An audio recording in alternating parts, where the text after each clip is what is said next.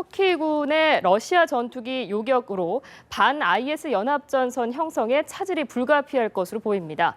IS 격퇴를 위한 국제사회 군사 공조가 더욱 불투명해진 겁니다. 김종력 기자입니다.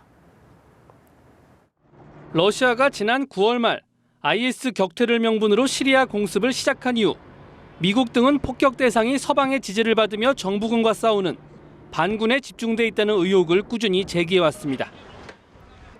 이에 대해 러시아는 IS 등 테러 조직을 폭격하고 있다며 지난달 러시아 여객기 추락 이후에는 IS에 대한 공습을 더욱 강화했습니다. 이 과정에서 러시아의 공격 목표에 터키의 형제 민족인 시리아의 투르크멘족 반군이 포함된 게 이번 사건의 발단이 됐습니다. 투르크멘족은 터키의 투르크족과 언어와 민족적 특성이 같은 종족으로 터키 정부는 지난 20일 러시아군이 시리아 북부의 투르크멘족 마을을 공습했다며 강력하게 항의하기도 했습니다. 하지만 러시아가 또다시 투르크멘족 반군을 타깃으로 삼자 전투기 격추라는 초강수로 맞대응한 것으로 보입니다.